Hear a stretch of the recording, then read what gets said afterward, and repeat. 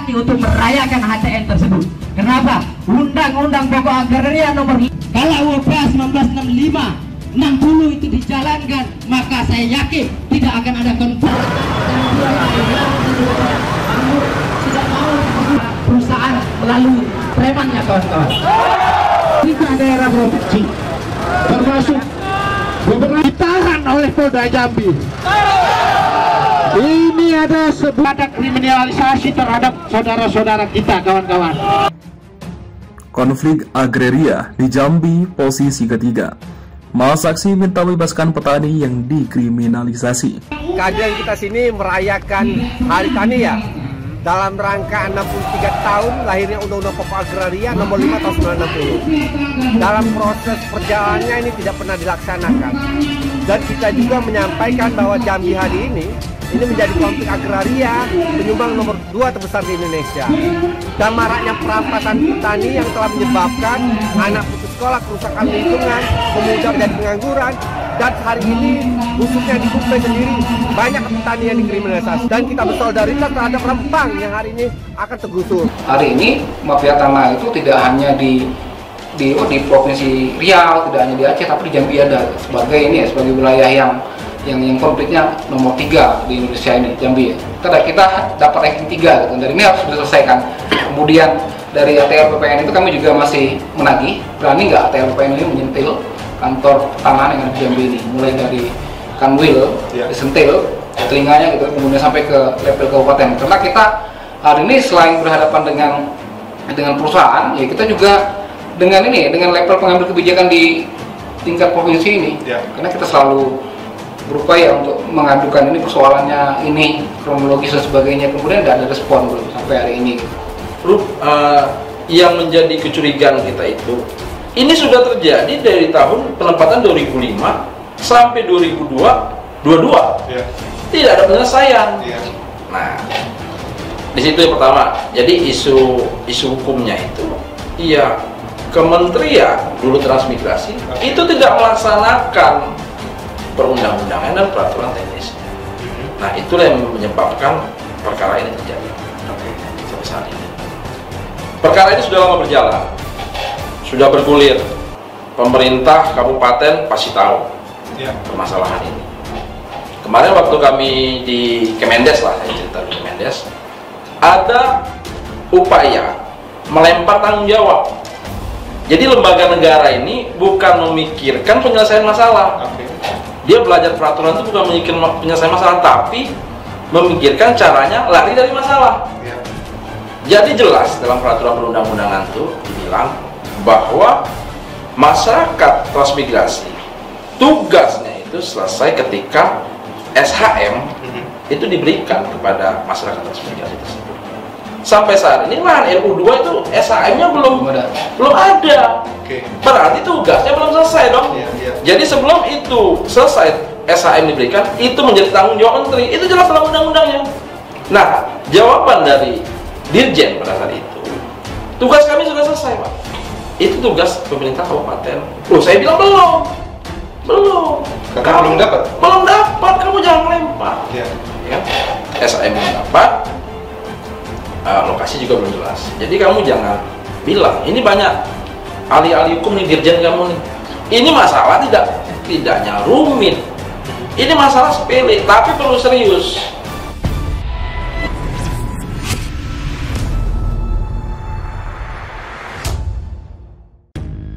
Konflik agraria di Jambi posisi ketiga. Masa aksi minta bebaskan petani yang dikriminalisasi. Metrojambi.com. Sejumlah massa yang terdiri dari petani hingga anak-anak melakukan aksi demonstrasi di Simpang BI, kantor DPRD Provinsi Jambi, Selasa 26 September.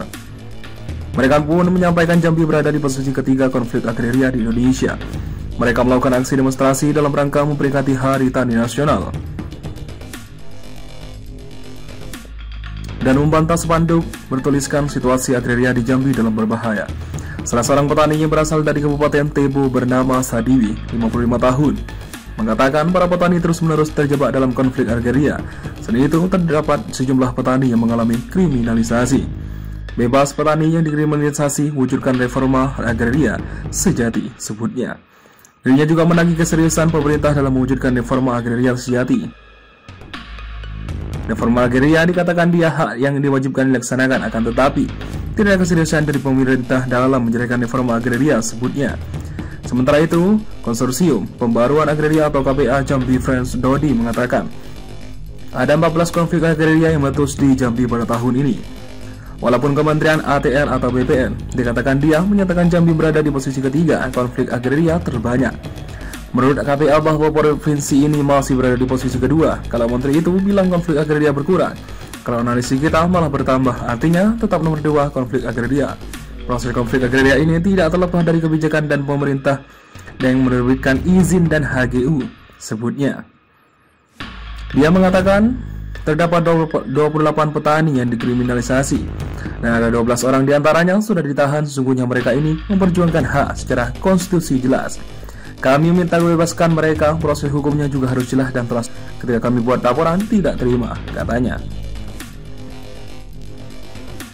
Terpisah, Ketua Komisi 2 DPRD Provinsi Jambi, Abdul Hamid mengatakan tidak membantah bahwa Jambi berada di posisi ketiga konflik agraria terbanyak. Terdapat benturan antara masyarakat, ketetapan adat, dan perusahaan. Tidaklah. Salah satu itu menyebab adanya pansus harus kita luruskan. Kita senang investasi bisa masuk ke Jambi. Tapi jangan sampaikan masyarakat terkena imbas yang kurang positif, sebutnya. Dalam waktu dekat, disampaikan dia, dalam waktu dekat pihaknya akan mengadakan rapat untuk menangani konflik agraria yang berlanjut. Ya, dalam waktu dekat, insya Allah, apa yang disampaikan masyarakat kami rapatkan dengan pimpinan, ungkapnya. Kajian kita sini merayakan Hari Tani ya, dalam rangka 63 tahun lahirnya Undang-Undang Pokok Agraria nomor 5 tahun 1960. Dalam proses perjalanannya ini tidak pernah dilaksanakan. Dan kita juga menyampaikan bahwa Jambi hari ini menjadi konflik agraria penyumbang nomor 2 terbesar di Indonesia. Dan maraknya perampasan petani yang telah menyebabkan anak putus sekolah, kerusakan lingkungan, pemuda menjadi pengangguran. Dan hari ini khususnya di Kupe sendiri banyak petani yang dikriminalisasi. Dan kita bersolidaritas terhadap Rempang yang hari ini akan tergusur. Sejumlah massa yang terdiri dari petani hingga anak-anak melakukan aksi demonstrasi di Simpang BI, kantor DPRD Provinsi Jambi, Selasa 26 September. Mereka pun menyampaikan Jambi berada di posisi ketiga konflik agraria di Indonesia. Mereka melakukan aksi demonstrasi dalam rangka memperingati Hari Tani Nasional dan membantah spanduk bertuliskan situasi agraria di Jambi dalam berbahaya. Salah seorang petani yang berasal dari Kabupaten Tebo bernama Sadiwi, 55 tahun, mengatakan para petani terus-menerus terjebak dalam konflik agraria. Selain itu, terdapat sejumlah petani yang mengalami kriminalisasi. Bebas petani yang dikriminalisasi, wujudkan reforma agraria sejati, sebutnya. Dirinya juga menagih keseriusan pemerintah dalam mewujudkan reforma agraria sejati. Reforma agraria dikatakan dia hak yang diwajibkan dilaksanakan, akan tetapi tidak ada keseriusan dari pemerintah dalam menjalankan reforma agraria, sebutnya. Sementara itu, Konsorsium Pembaruan Agraria atau KPA Jambi Friends Dodi mengatakan ada 14 konflik agraria yang meletus di Jambi pada tahun ini. Walaupun Kementerian ATR atau BPN dikatakan dia menyatakan Jambi berada di posisi ketiga konflik agraria terbanyak. Menurut KPA bahwa provinsi ini masih berada di posisi kedua, kalau menteri itu bilang konflik agraria berkurang.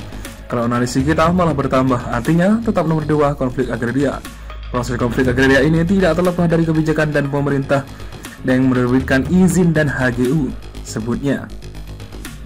Dia mengatakan terdapat 28 petani yang dikriminalisasi dan ada 12 orang diantaranya sudah ditahan. Sesungguhnya mereka ini memperjuangkan hak secara konstitusi jelas. Kami minta bebaskan mereka, proses hukumnya juga harus jelas dan terus. Ketika kami buat laporan tidak terima, katanya. Terpisah, Ketua Komisi 2 DPRD Provinsi Jambi, Abdul Hamid mengatakan tidak membantah bahwa Jambi berada di posisi ketiga konflik agraria terbanyak. Terdapat benturan antara masyarakat, ketetapan adat, dan perusahaan. Tidaklah. Salah satu itu menyebab adanya pansus harus kita luruskan. Kita senang investasi bisa masuk ke Jambi. Tapi jangan sampaikan masyarakat terkena imbas yang kurang positif, sebutnya. Dalam waktu dekat, disampaikan dia, dalam waktu dekat pihaknya akan mengadakan rapat untuk menangani konflik agraria yang berlanjut. Ya, dalam waktu dekat, insya Allah, apa yang disampaikan masyarakat kami rapatkan dengan pimpinan, ungkapnya.